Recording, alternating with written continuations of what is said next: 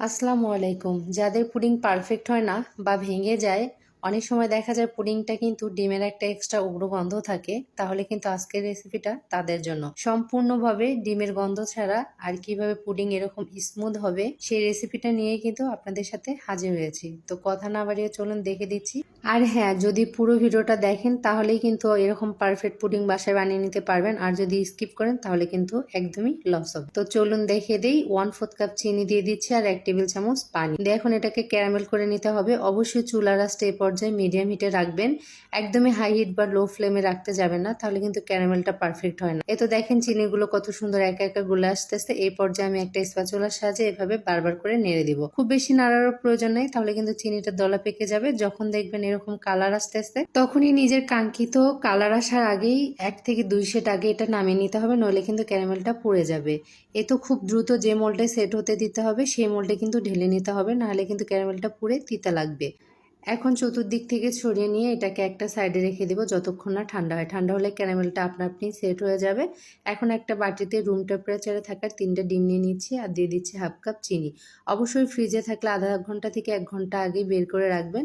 যতক্ষণ না চিনিটা গলে যাবে ততক্ষণ আমি একটা হ্যান্ড উইচ দিয়ে এভাবে বিট করে নিব। আপনারা চাইলে কাঁটা চামচ দিয়েও কিন্তু বিট করে নিতে পারেন।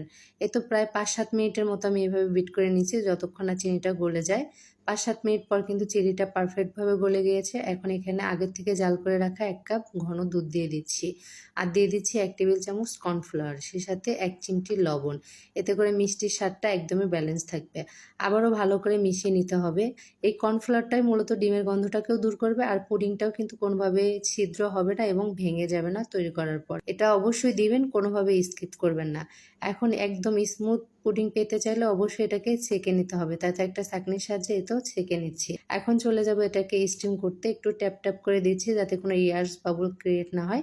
একটা প্যানে একটা স্ট্যান্ড বসিয়ে দিচ্ছি আর দিয়ে দিচ্ছি 5 কাপ পরিমাণ পানি। পানিটা অবশ্যই 4 ভাগের 1 ভাগ দিতে হবে, নইলে কিন্তু পুডিং এর ভিতর পানি ঢুকে গেলে পুডিং পারফেক্ট হবে না। একটা ঢাকনা ভিতরেও দিয়ে দিচ্ছি আর উপরে একটা ঢাকনা দিয়ে এটাকে স্টিম করতে দিচ্ছি 30 থেকে 35 মিনিটের জন্য। প্রথম 10 মিনিট আমি একদমই হাই হিটে এটাকে স্টিম করে নিয়েছি। পরের 25 মিনিট একদমই মিডিয়াম থেকে লো ফ্লেমে এটাকে স্টিম করে নিয়েছি, তাহলে কিন্তু পারফেক্ট হবে। এরপর পুরোপুরি ঠান্ডা হওয়ার জন্য রেখে দিয়েছিলাম। পুরোপুরি ঠান্ডা হওয়ার পর 1 ঘন্টা এটাকে ফ্রিজে রেখেছিলাম। এখন একটা প্লেটের সাহায্যে আনমোল্ড করে নিচ্ছি। এ তো দেখেন কত সুন্দর পারফেক্ট একটা কালারও এসেছে, আর পুডিংটা কিন্তু কোনো দিক থেকেও ভেঙে যায়নি এবং কোনো রকম ছিদ্র হয়নি। কেটে আপনাদের সাথে শেয়ার করে দেখিয়ে দিচ্ছি। দেখেন ভিতরটা কতটা স্মুথ হয়েছে, কোনো রকম ফাটল বা কোনো ক্র্যাক বা পুডিংটা কোনো রকম যে শক্ত এরকম কিন্তু একদমই হয়নি। পুরোপুরি সফট এবং অনেক সুন্দর হয়েছিল।